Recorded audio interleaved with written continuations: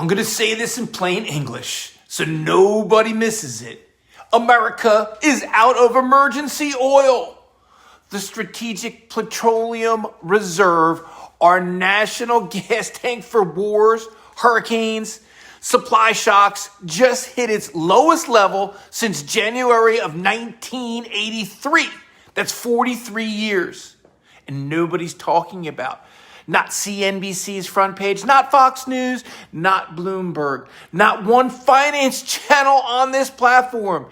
As his former Series 7 licensed stockbroker, I'm going to tell you exactly what this means and what you can do to capitalize on it right now. I'm also going to tell you exactly what this means for the price of gas in your car, the value of your 401k, and the 3 moves you can make this week to actually capitalize on it. So stay with me. This is the video everyone else will be making in 6 months, but we're making it today. All right, plain English. The SPR is America's savings account for oil.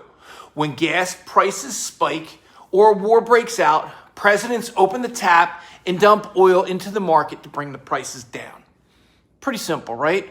It's the reason a Middle East crisis usually causes scary headline instead of $6 gas. And it's happening at the exact moment Trump is telling Iraq, quote, the U.S. is only semi-negotiating because he wants them to feel economic pressure. Translation, refilling the reserve isn't the priority. So we now have less emergency oil than at any point since Ronald Reagan's first term. At the exact moment, tensions are the highest. Here's what that means for you in 3 sentences. 1, gas prices have a higher floor now. Not a ceiling, a floor. Every future flare-up hits harder because there's no shock absorber to cushion it. Fill up before the next headline, not after. 2, inflation gets stickier. Oil touches everything. Groceries, shipping, airfare, plastics, your electric bill. A permanently higher oil floor means the Fed can't cut rates as fast as the market's betting on.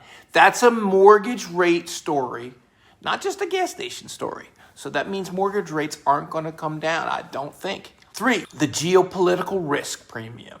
The last week just became permanent, as I explained. For 43 years, the SPR meant a spike could be knocked down at will.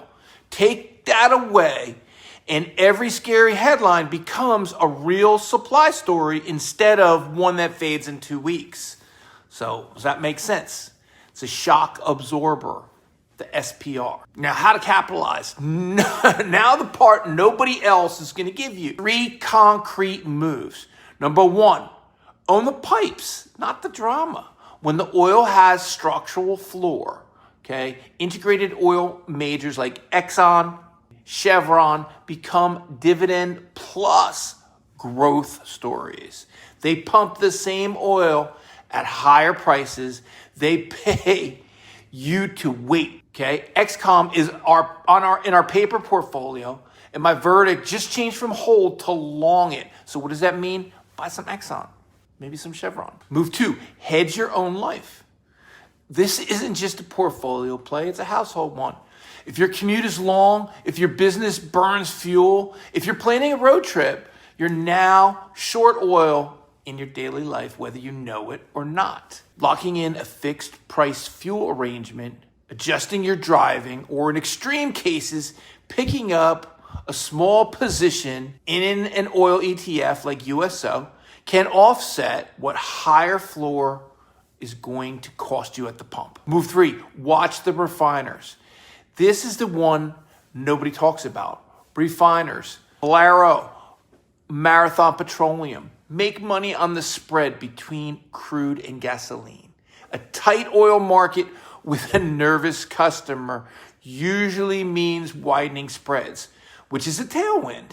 And that's the second derivative play.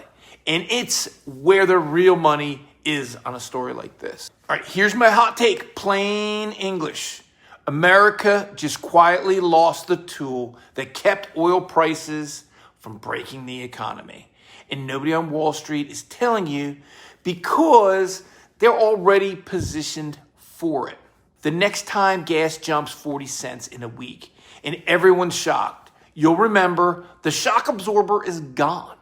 Okay, that's the whole story. So take this advice or take this information and go do your own research. None of this is financial advice because leverage doesn't create outcomes. It multiplies them. I'll see you in the next video and listen to what I said. Get some X on. Bye.